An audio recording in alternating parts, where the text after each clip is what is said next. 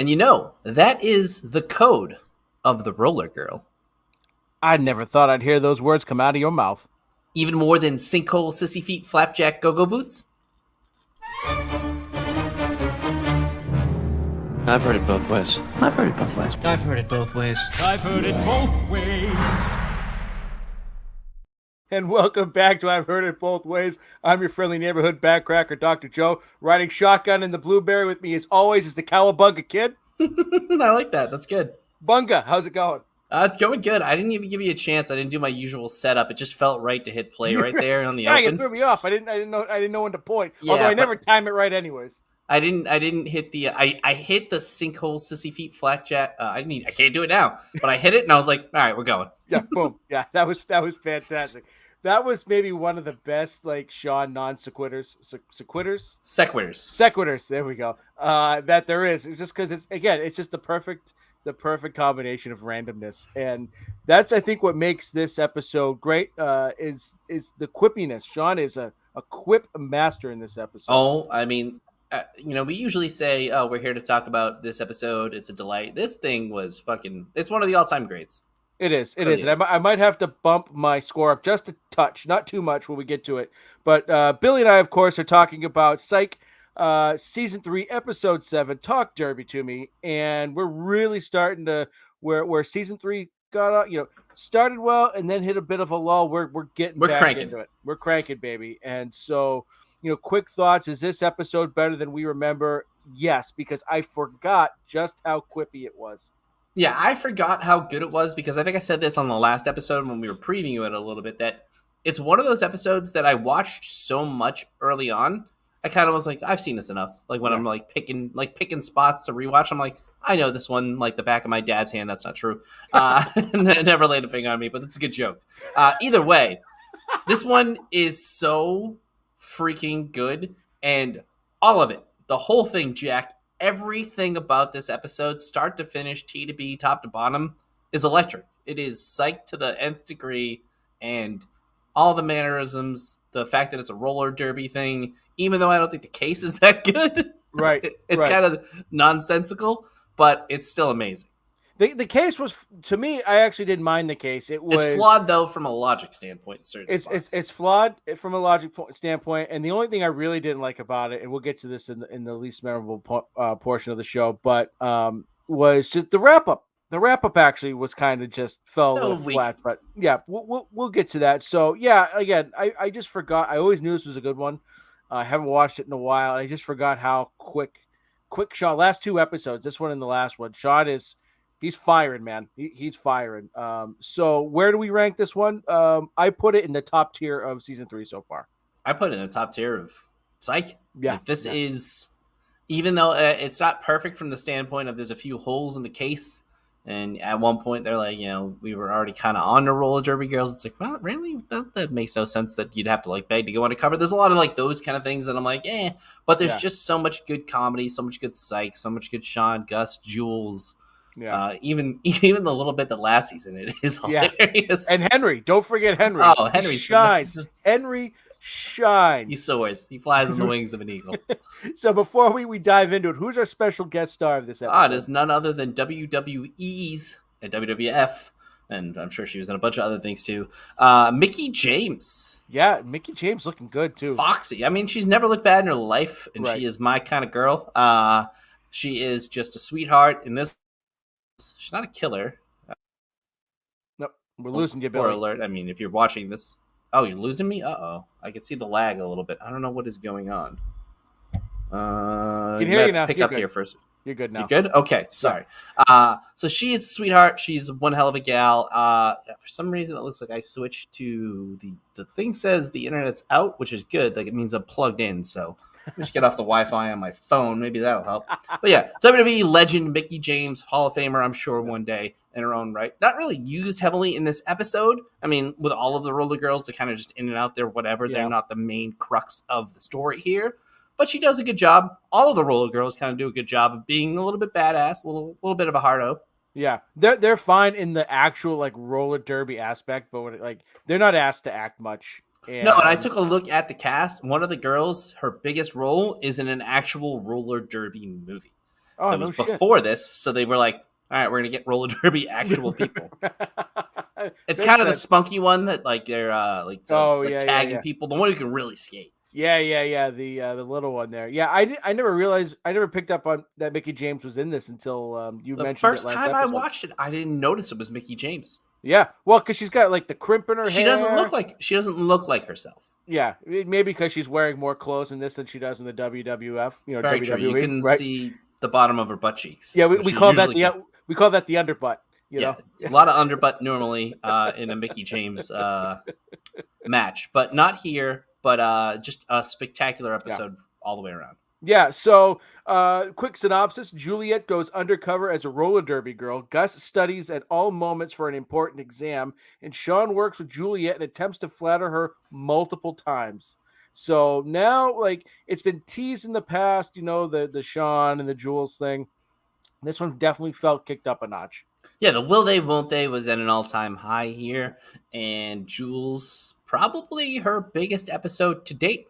Her most screen time, probably the other one where they're training for, what the hell, the American Duos. She's featured in that quite a bit too. Oh, and the season 1 finale too, Scary Sherry, right? She's that's true. again. She's another undercover girl there. So yeah. So Yeah. I left that one out because I can't believe that.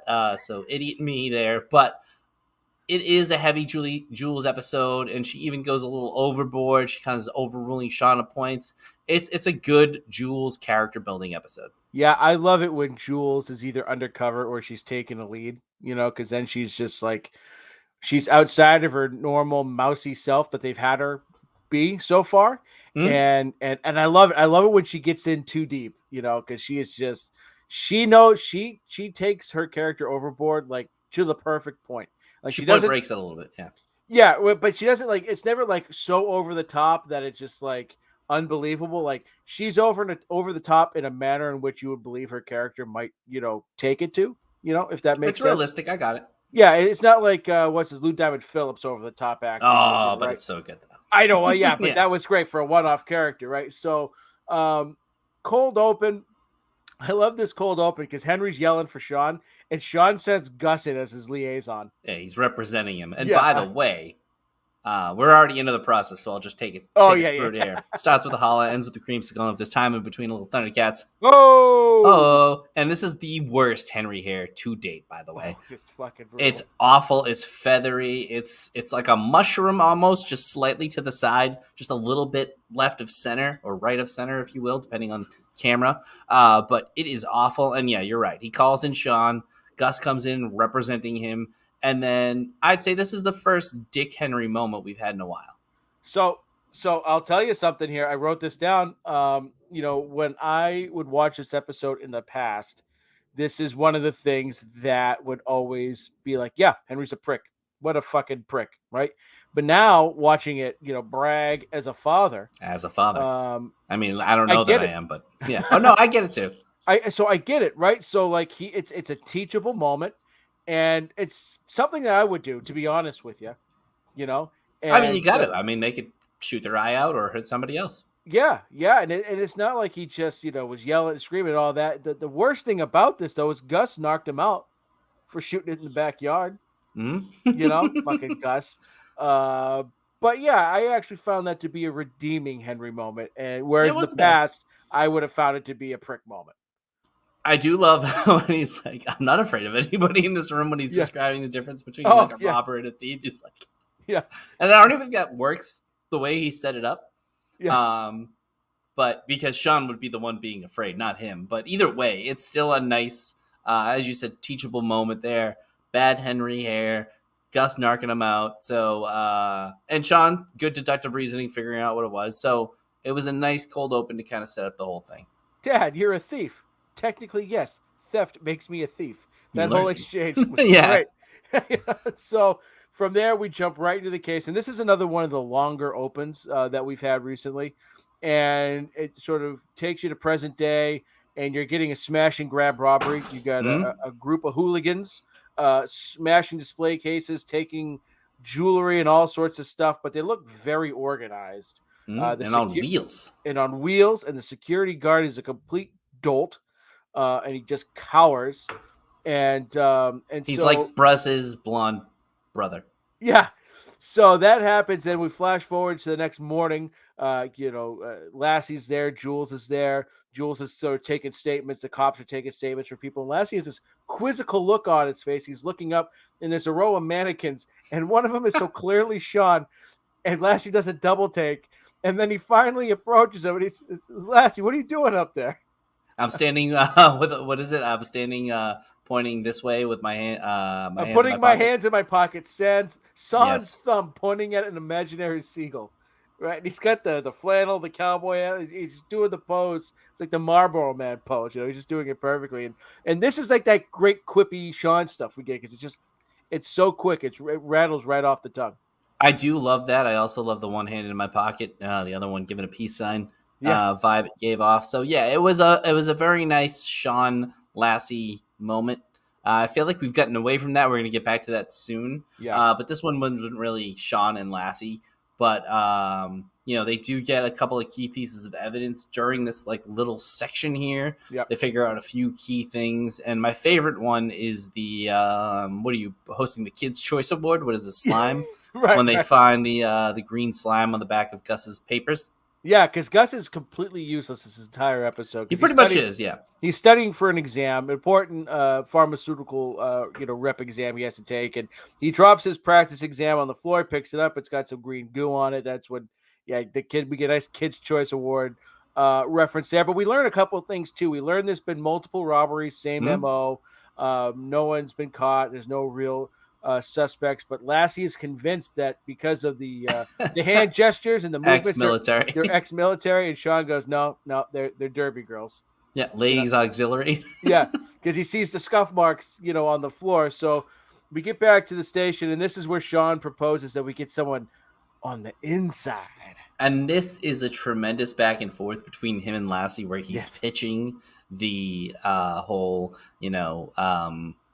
going undercover. We know you are a demon on wheels. Yeah. But like it's so good. And then he drops, what they are, what they do, and why that needs to be Jules, obviously, because it's women's roller derby. Yeah.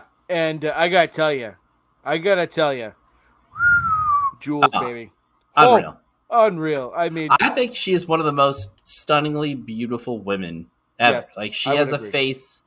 I mean, it's, a little, I actually prefer her face. This is going to sound weird probably to some people, to like a Margot Robbie.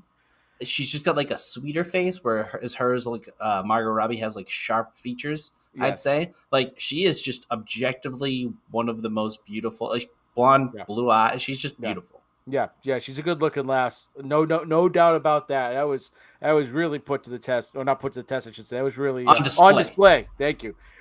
So we're at the Derby, and there's a couple of things that happen here that I really love, right? And I love that, you got Henry, and you have Shawn. Just old duding it up. Henry's old duding it up. It's great. But right before we get to the good stuff there with the broads, is that, Henry asked Shawn, how'd you pull this off to Chief Vic? And like Shawn rattles off some like real intense like detective stuff, like core composite, skate wheels, but it basically came down to it was roller derby girls, and these were the two teams that weren't working on all the nights of the break-in, so it had to be one of these two teams. It's called detective work. It's a beautiful thing, like club thumbs. You know what? It's one of those ones that I love, but you can never use it because you don't know if somebody ever has club thumbs or has somebody in their family. But to me, that's one of the funniest lines that always comes to my head. I always want to say it's a rare and beautiful thing. I just need to find something else to say that. Right. So I absolutely love that. And we get Henry on display here. And he says one of the best things, like best Henry lines ever. He goes, I used to do security work for the roller derby back in the day. Those broads knew how to get a job done. These days, it's like a fashion show with these broads. That's why I write you down here, Dad, to hear you say the word broads repeatedly. It's so good. And he only says it twice. Yeah. But as we said, we look at broads on this podcast as a term of endearment. Yes. And no ill will towards women with that statement, but it's just a hilarious word to call a woman. It really is. Oh, check out that old broad. She's tough as nails. Again, it's a term of endearment. And when Henry drops it, it's perfect because he's an old man, and it's an old man word. And It's absolutely brilliant. So we get that, and so right before Shawn and Gus do a little snooping, we had this great little camera. It's like one shot with the camera where Mhm. Shawn and Gus are walking towards the locker room, and you get Derby girls just falling, and they just Stepping right over him. just stepping right over them in conversation. I don't know. That gets me. That was good. It's a like, nice physical little comedy. piece of physical comedy. Yeah, I was just gonna Yeah. say it's a nice little thing.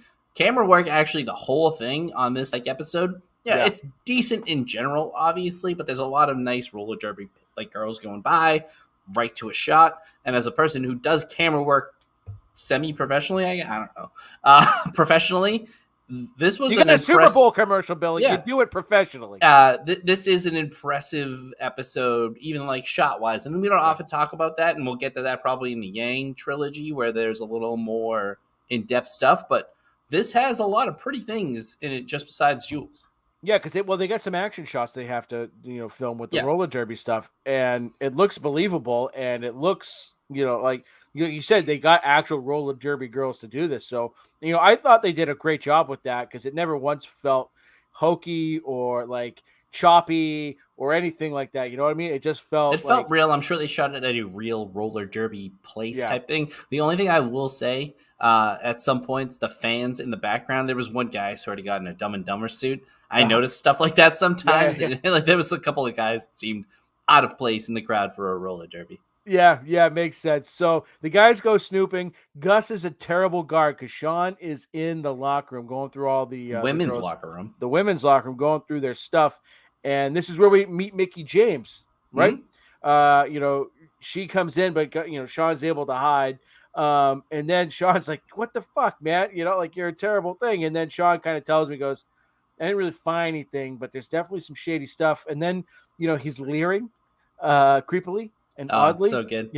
At one of the girls. And from this moment on, we're basically still at the beginning of the episode. Oh yeah. We know who the guilty party is. There was no real hiding who committed the crime. And Shawn's like, "Look, they're all scraped up, not like from roller derby stuff, but from burglarism. And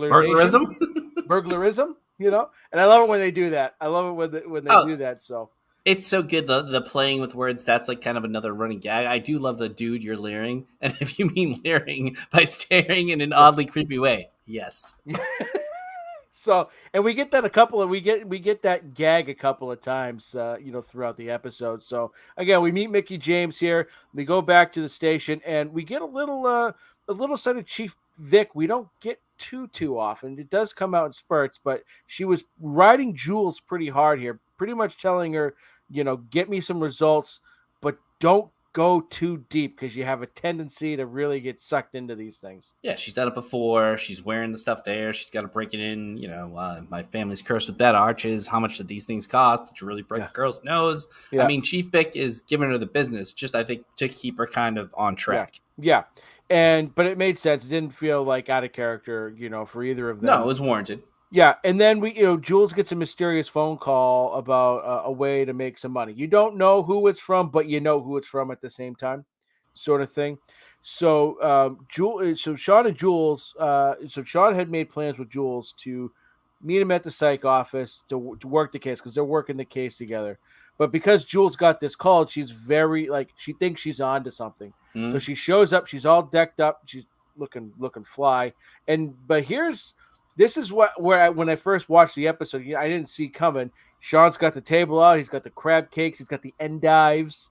He's got a really nice romantic setup there, looking to get some work done with Jules. And she's pretty adamant about going to this opportunity that she got a call about. And we kind of already know it's bogus because we saw in one of the women's lockers that it's going to be some sort of DJ video shoot. And Shawn tries to, convince her of that. But Jules, when she goes undercover, as we've known, she gets a little bit, even when she was, it's going to kill me. Why don't I know her name from Scary Sherry Bianca's Toast? Whatever the hell her name was. Yeah. It'll come to me eventually. But she, even in that one, is in character talking to Shawn when it's no, this is an emergency. You got to snap out of it. Yeah. She's convinced this is a real lead. And Shawn was right. It was not. Yeah. And he was trying really hard to, not have her embarrass herself. but at the same time, like she was saying, you need to have faith in me. So it was a hard line for Shawn to have to balance here because he didn't want to just come out flat out and say it and then make her feel stupid. But he also tried like really hard. Like so when they get there, Shawn last minute he's like, "This is a warehouse. This is not the MO. I don't think this is. You need to call this off." And she was just like she couldn't see past her nose on this, and she goes to open the door, and you're right, it was a music video shoot. But Shawn did something really good here when they got back to the station. he took it on the chin for her to continue it because Chief Vic already from the previous scene, I believe, was a little upset about how it was going anyways, and now she's pissed that they have nothing. They put all those officers on there for nothing, and then Shawn, he's stamping his little feet. He threw a hissy fit, and we all know that's not true, but it's very gallant. Shawn here, and obviously, you're trying to woo a lady, you'll step on some swallow sword, step on sword, whatever it is. You fall on a sword, you'll fall on. There it is. We've all taken our fair share of bullets for broads, right? He was simping. He was simping. Big simping. Yeah, I threw a tantrum. I was crying, kicking, and stamping my little feet. Well, I mean, they're not abnormally small, but so good. Like that's another one that I forgot about that. I gotta use that. Yeah. And so this was, Shawn, taking the bullet for Jules. They were allowed to continue the case, and they were able to do so because Shawn was confident. He told the chief, I could solve this case within 24 hours. And then so we get a little scene here where Jules is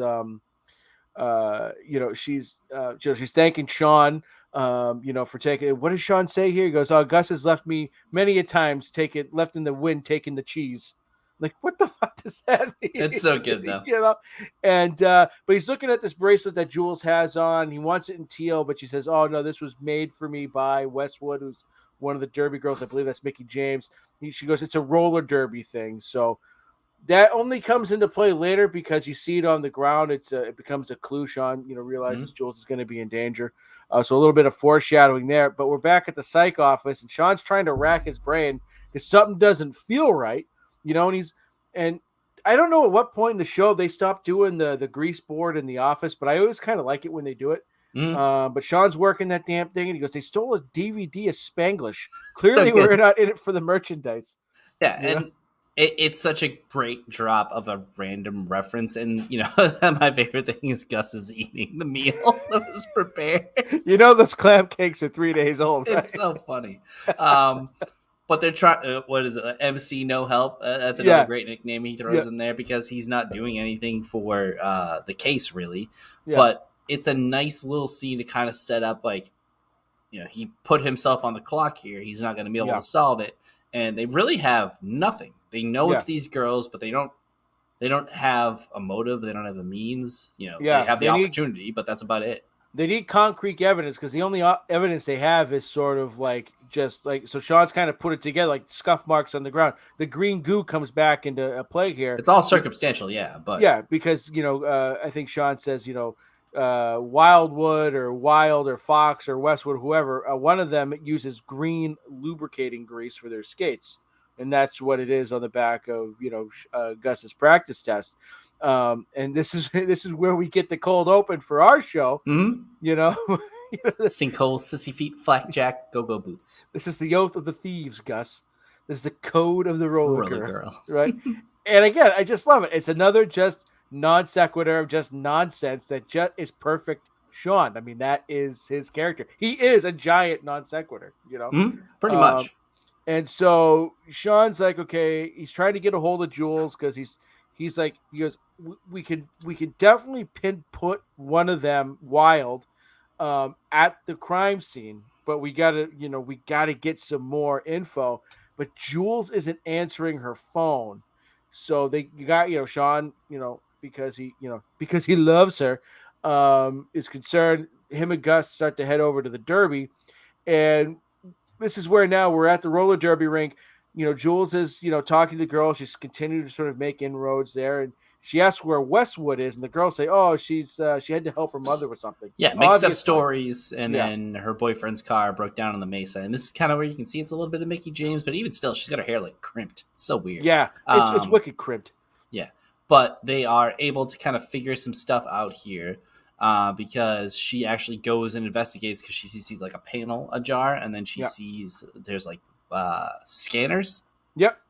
And so she's like, she finally gets a hold of Shawn, and Shawn's trying to warn her, and she says, I got there's something's going on with Westwood. She's acting sketchy. And I found these scanners. Are you psychically getting anything about scanners? No, they're notoriously bad psychic fetters. Yeah, which is again it's just great because it feels like it's just so off the top. It's so off the cuff for him. It feels like it was an ad-libbed thing. So Shawn's like, okay, well, we gotta keep your eye on Westwood. We gotta that needs to be our focus at the moment. And as they're pulling up to the roller derby, they see Westwood, Shawn and Gus do, leaving the derby. She's getting in her car, so they decide to follow her. And all of a sudden, they see a little hand in the back of Westwood's truck. But my favorite part is, you see her in my cabeza, Drew. Yeah. She's in street clothes, belts. Terrible. I love the terrible belt. It is a bad belt. Yeah, I forgot to write that down. Yeah, terrible belt, in my cabeza, Jules. It just absolutely burst. So they're following her around. Yeah, they think it's a dead body. Yeah. And they think it's a dead body. So, Shawn and Gus are going back and forth. Shawn loses her for a second. They eventually find her down by the docks, and it looks like she had been dumping something into the water because the back of the truck, there's no more body there. So then Shawn does his psychic thing. The next morning, everyone's there. You see Lassie chuckling, and you don't know why. And then you see the body, and it's a mannequin. And I don't speak mannequin, so there's no way to actually talk to him. Right. And it's a great little scene, too, because, Shawn had the mannequin arm, and he's just sort of he's doing his whole he's doing a psychic vision, and he's just gently brushing Lassie's face with the mannequin hand, So it's again, some good, just simple physical comedy stuff. So then, well, then you get the 1, 2, 3, 4, 5, 5, 4, yeah, 5, yeah. like the 5 times 20. They all get the math right, and then they kind of figure out what they're actually doing. Yeah, because even though there wasn't a dead body there, it was just a mannequin. They find the rest of the stolen merchandise. So this is where even Chief Vic says clearly the merchandise wasn't the target. So keep investigating. Shawn wants to go back to Zilk's, the department store. And this might be one of my wife's favorite lines. She was laughing her ass off last night as we were watching this because Gus says, Shawn goes, I want to go back to Zilk's and investigate. And Gus goes, if you say you want to investigate pants, I'm going to sock you in the Adam's apple. It's a good one. I really do like it. And I love the scene at Zilk's too. Yeah, and so right before they head to Zilk's, the camera pans back over the crime scene from up above, and you see Fox. She's on the phone, and she's like, Westwood fucked up again. We got to take care of her. And we also think that, Maniac might be in on it too. Yeah, because those Maniac's friends are working with the cops. Mm-hmm. So now, the sort of the intensity ramps up a bit because now Jules is legit in danger here. So this might be the moment of the episode, if we're being honest, outside of the Henry moment, where they're back at Zilk's and Shawn notices that Gus is dressed exactly as the mannequin. Yeah, Tommy Hilfiger was in his bushes creepily sketching him. It's hilarious. And then they walk into the room, the back room, wherever they would keep the credit card records or whatever. And the girl's ready to call the cops on him. And Shawn goes to do the nickname bit, and he's like, I don't know how I'm blanking. I've done this so many times. And to already be able to do that in season 3, episode 7 is fantastic. Yeah, and the best thing about that too was the stuff leading up there, because Shawn had noticed the scuff marks on the floor leading to that room. And Shawn goes, we need to get in there. And Gus goes, we can't. Read the sign. It says employees only. That's ever going to stop, Shawn from going in there. And then she's like, they walk in there. They scare the shit out of the girl working in the credit department. She's got a can of mace, and she's calling the cops. She's like, no, you have to call the cops because you're robbers. You stole the clothes right off the mannequin. Yeah, that's so good. And then the security guy walks in, who they encountered earlier. He goes, why is your buddy dressed up as the mannequin? I loved that bit. It was so quick. Right, boom, boom, boom, in that moment. But it just, the mannequin bit and Gus's clothes was an instant hit. But what we get out of this scene is the crux, yeah. is so we find out that what the girl in the credit department was doing on that Friday. That day was a Friday, was she's shredding all the credit card receipts right from the week. And Shawn realizes, he goes, "Hey, wait a second. They came here. Obviously, they weren't here for the shit. They were here on a Thursday. The scanners, they were there to scan the credit card receipts so they could pull off identity theft. So we know the who, and now we know the how and the why. It's just a matter now of like this is sort of where the episode fell just a little short because we had all that information way too early, and there was still a little bit of the show left to go. Yeah, but it is a fun ending, not necessarily succinct or to the point, but now they know that Jules is in some real danger because they know that I know that but they know that Jules is somewhat involved in this, and the roller derby game is underway. They get to the roller derby complex, and now there's an actual body in the truck. Yeah, so they approach. They see Shawn and Gus see Westwood's truck or SUV, and Shawn tells Gus, you got to break into it, and he just opens it right up, and there's Westwood's dead body. So they said they were going to take care of Westwood, and they did. So now, and this was a great little back and forth because Shawn was relieved because he thought it was Jules for a second, and this was just a great little back and forth between Shawn and Gus. I can't remember the exact exchange, but it just ends up with Shawn going, "I'm going to tell Jules you wanted her dead." That's not what I said, Shawn. No, it's a dead person. Yeah, but it's not Juliet. It's still a human being, Shawn. It's Westwood. Yeah. So that was a great, even though in a moment of suspense, there was some good levity there. So they rush into the Derby, and what they see happen is, so what the Derby girls, would do, I guess I've never been to a roller derby, although I used to treat a couple of them in the office. Oh, really? Huh. Great people. Beat the hell out of each other. Holy smokes. And so they had like these like little sticky tabs that they would one of the people on would go around and like mark someone on the opposing team that they would take out. So what was happening is Shawn saw this is that Juliet's own team, whether it was Wild or Fox, actually marked Jules. And then as she was skating around, told people the other team, take this girl out. Mm-hmm. So that was their plan, was to take Jules out and make it look like a roller derby accident. And we may get one of Gus's great moments. Oh, and also underscored by one way or another by Blondie, which is just fantastic. Yes, great. Psych has always done a great job with their soundtrack. Like this one is a little more on the nose, but they usually pick some, not necessarily out of left field, but like not songs that fit perfectly, or from bands this is Blondie and this is one way or another. Kind of fits perfectly, which is fine. But we get Gus slinking off, stealing some roller skates that also, why are they just casually placed by the side? Right. I don't get that, but it does get some great Gus moments, him just body checking. He's got the helmet on, and he actually bundles one broad.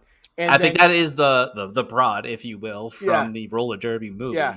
And then he gets smoked. He does. You take your life into your own hands, buddy. Yeah. I do want to go to a roller derby match. Maybe that can be one of the things that we do, to see if they do have that like corny announcer the whole time. They do them up in Somerville, I think. So we up in Somerville. That's down for me. Or down, up, over Somerville, Meppa. Over in that Malden. area. I'll see.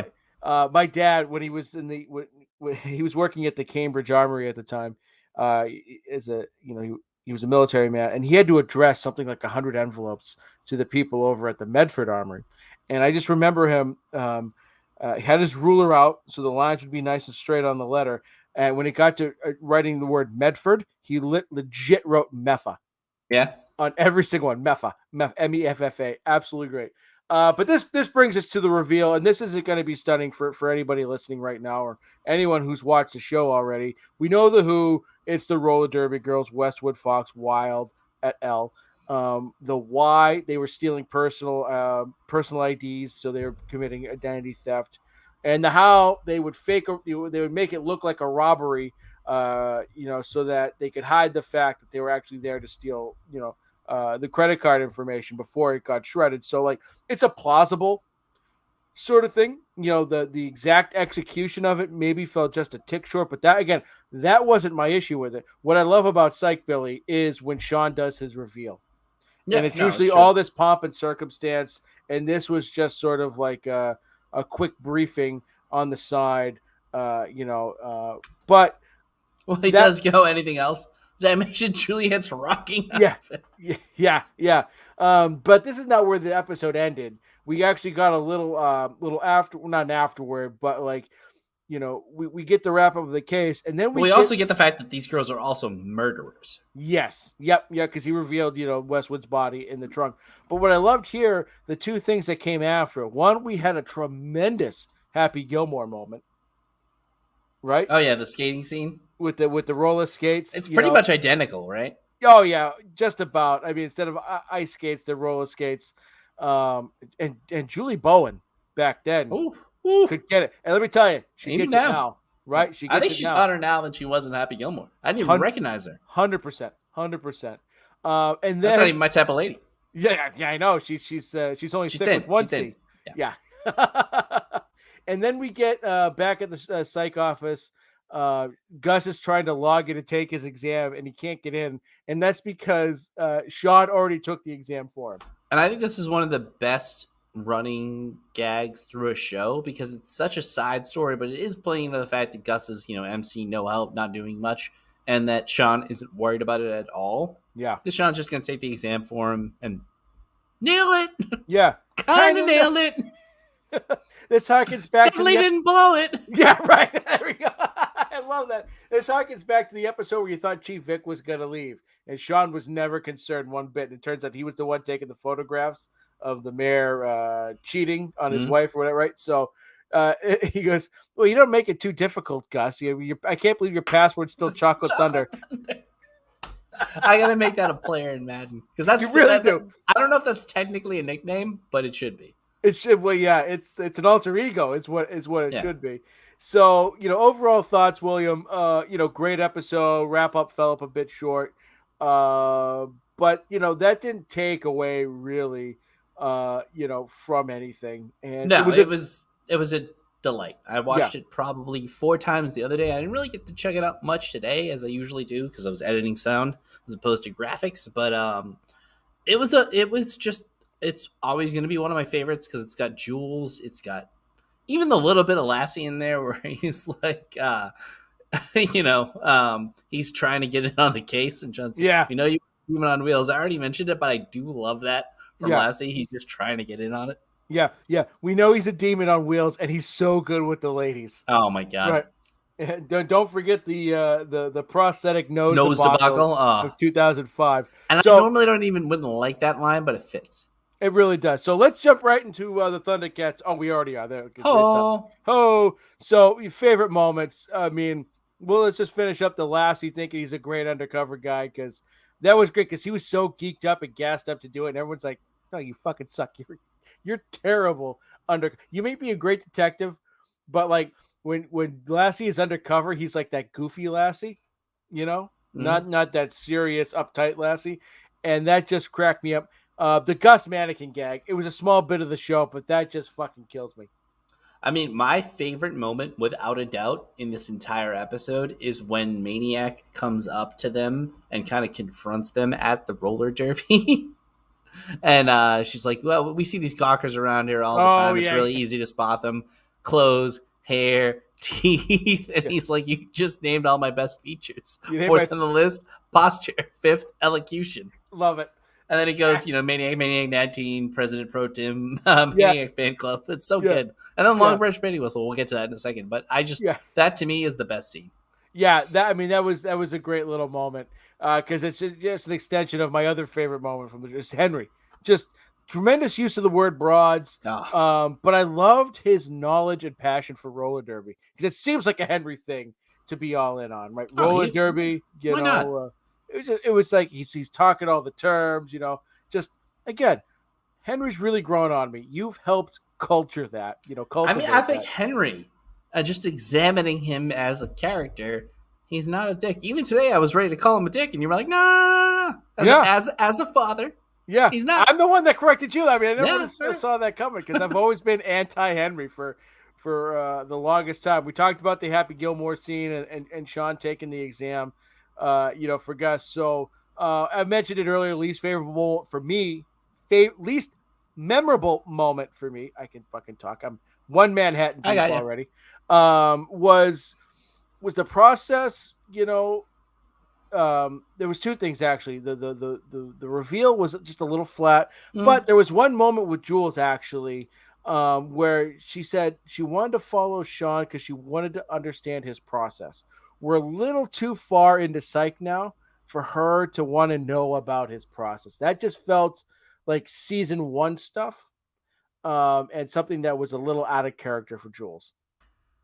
Yeah, I mean, his process isn't a tandem bike. We all know that. Yeah. But, I mean, it does, it's a first, like, they're working undercover kind of together again. I can kind of see it, but I agree. It did feel a little forced, but I didn't mind it overall. But to me, my least favorite takeaway from this thing is just the case didn't add up succinctly, but even still, doesn't matter. It's so good.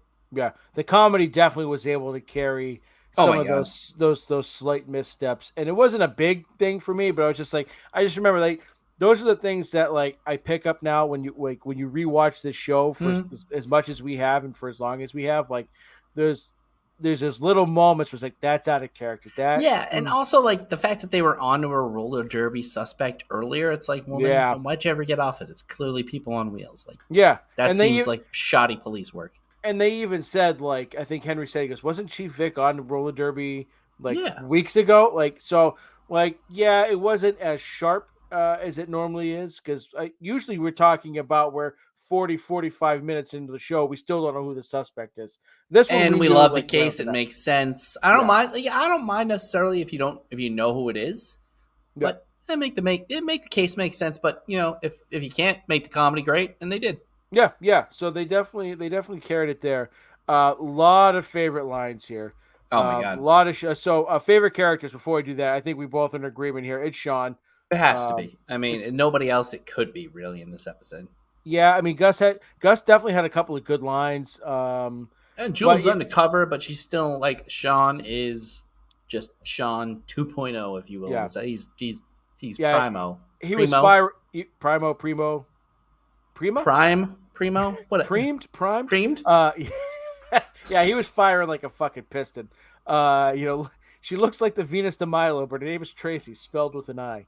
Now that's a Billy girl. Oh, yeah. When the first name ends in an I, Tammy Lynn, Becky Lynn. Right.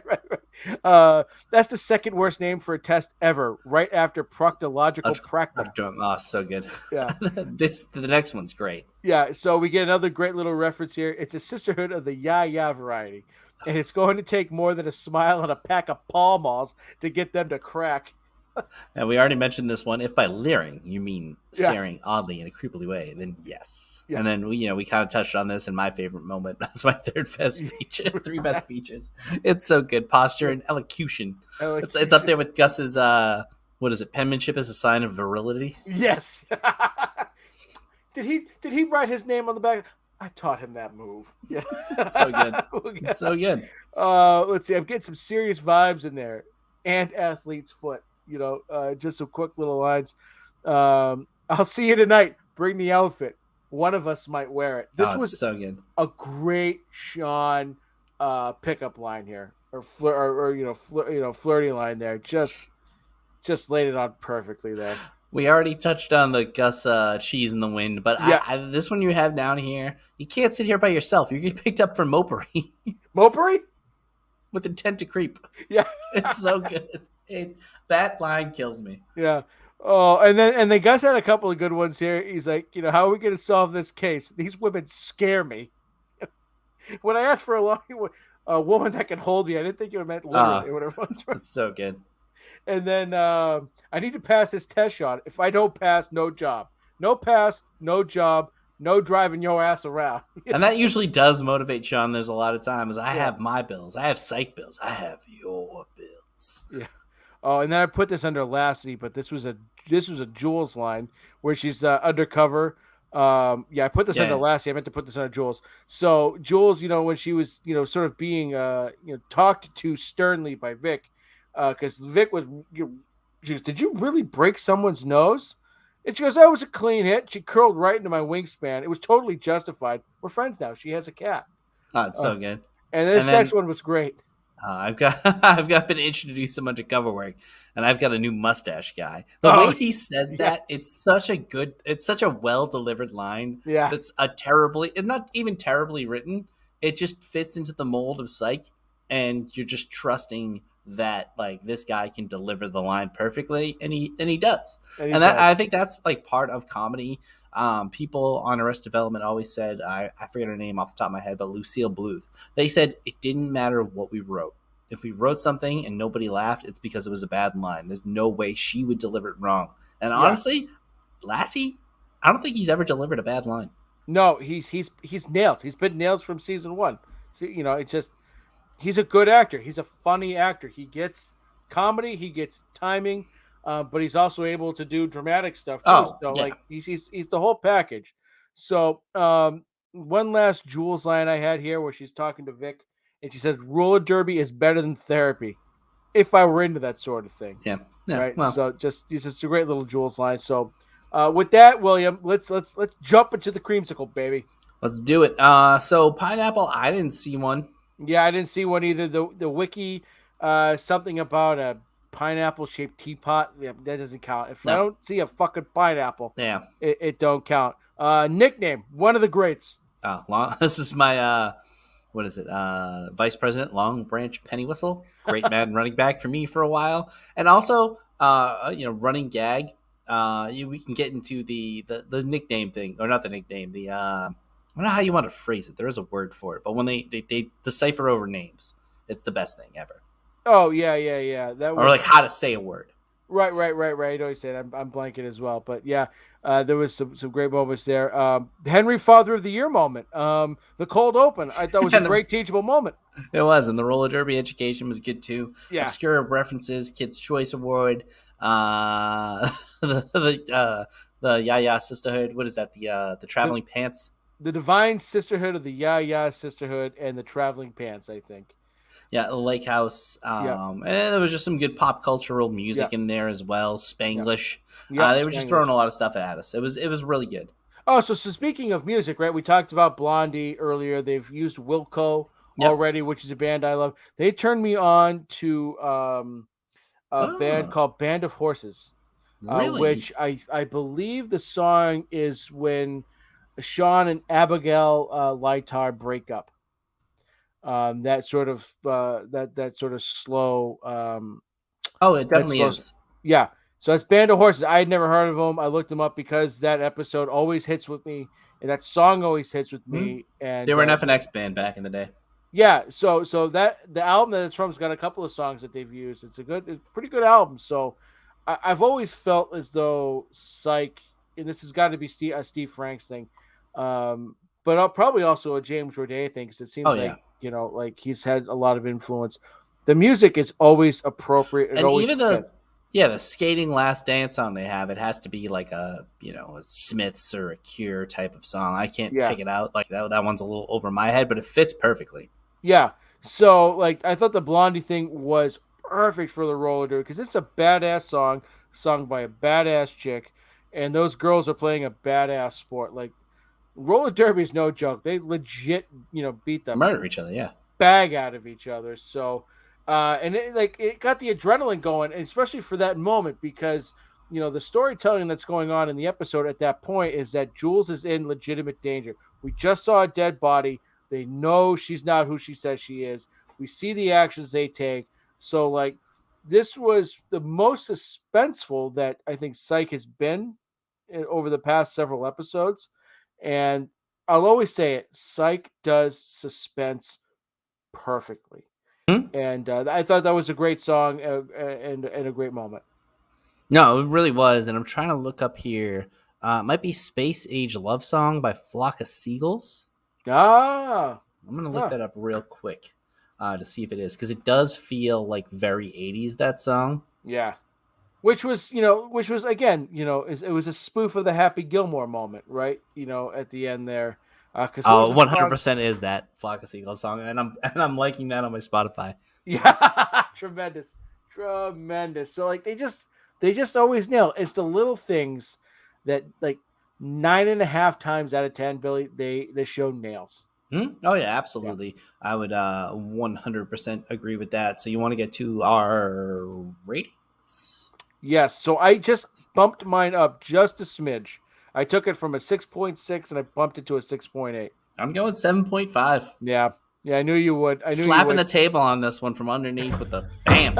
It is a grower of an episode. I think it gets better every time that I watch it. I know we're in what is it, Small Dick Fall, but Yeah. this one's getting the 7.5. It is, to me, Shawn's on fire. Jules looks great. The little bit of Lassie you get, everything about this episode screams psych to me. And it's, to me, this is the tipping point of great psych going forward. Like this episode kind of is like, all right, from here on out, it's just a landslide, waterfall, whatever you want to call it. It is psych to the nth degree from here on out. Yeah. So, I mean, you definitely like this episode a lot more than me. And that's not to say that I dislike this at all. I mean, that's a high rating. Yeah. So like I've adjusted how I've been rating these lately. So like, we're definitely going to get into some 7+ episodes, coming up and obviously in the seasons to come. So, I mean, I love this. I think I gave last week's episode a 6.5. So like, I like this one definitely a bit better. Again, it's quippy, it's funny, I enjoy it. It makes me chuckle. It's got some great moments, but it's still like to me, like for where we are in psych now, like the bar is like American duos. You know what I mean? Like it is 100%, and I will have some tough time making wiggle room. You know what? Let's bump it back to a 7.3. You're right. Because now that I'm thinking of it, I would rank, other episodes in this season around there. So we can just get to next week's episode now. In the come on, son. Come on, son. Get the F out of here with that bull.